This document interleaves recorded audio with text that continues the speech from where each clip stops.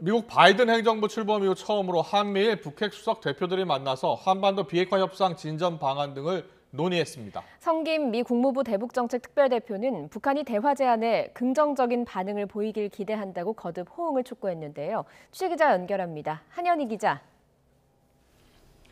네, 회담이 열린 서울 소공동 롯데호텔입니다. 네, 오늘 한미일 북핵 수석 대표들이 만났는데요. 어떤 결과가 나왔습니까?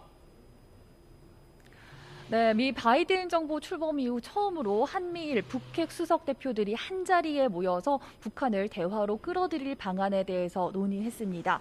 특히 성김 미 국무부 대북정책 특별대표는 오늘 진행된 회의 모두 발언 등을 통해서 북한이 미국의 대화 제안에 긍정적으로 답하길 기대한다는 메시지를 반복해서 냈는데요. 직접 들어보시겠습니다. We took note of the recent statement out of Pyongyang regarding their preparation for dialogue, and we hope to receive a positive response to our proposal for a meeting soon. 바이든 정부의 대북 정책 검토 결과를 설명하겠다는 미국의 제안에 잘 접수했다는 반응을 보인 이후 응답이 없는 북한을 향해서 언제, 어디서나 조건 없이 만나자는 제안인 만큼 긍정적인 반응을 기대한다며 다시 한번 대화에 나오라고 촉구한 겁니다. 이와 동시에 성김 대표는 북한의 위협에 대응하기 위한 유엔 대북 제재 이행도 강조했습니다.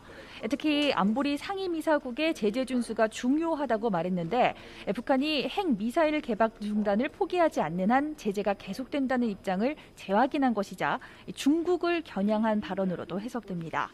오늘 협의에서 노규덕 외교부 한반도 평화교섭본부장은 한미 협의와 조정을 통해서 대북 대화 조기 재개에 필요한 역할을 계속하겠다고 강조했고, 후나코시 다케이로 일본 외무성 아시아 대양주 국장은 지역의 평화와 안정을 위한 한미일 3자 협력의 중요성을 거듭 강조했습니다. 미국이 다시 북한에 공을 넘긴 셈인데요. 북한이 호응해 오겠습니까? 네, 북한이 곧바로 대화 테이블로 돌아오기는 힘들 것이라는 관측이 많습니다.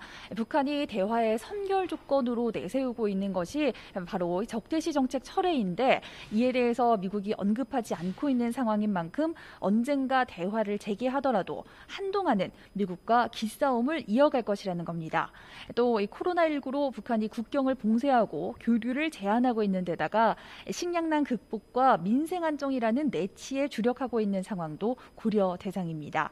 때문에 북한이 당장은 미국과 대화에 나서기보다는 중국과의 연대를 강화하는 방향으로 움직일 가능성이 크다는 관측입니다. 실제로 오늘 리진쥔 북한 주재 중국 대사와 리용남 주중 북한 대사가 각각 북한 노동신문과 중국 인민일보에 시진핑 주석의 방북 2주년을 기념하는 기고문을 싣고 북중 친선 관계를 강조하기도 했습니다. 성김 대표는 내일 오전 이인영 통일부 장관을 예방한 뒤 최영준 통일부 차관과 대북정책 고위급 양자 협의를 할 예정입니다. 또 오후에는 학계와 시민사회 인사들을 만나서 대북정책 검토 결과를 논의하고 모레 오전 한국을 떠난다는 계획입니다. 지금까지 서울 소공동 롯데호텔에서 YTN 한현입니다.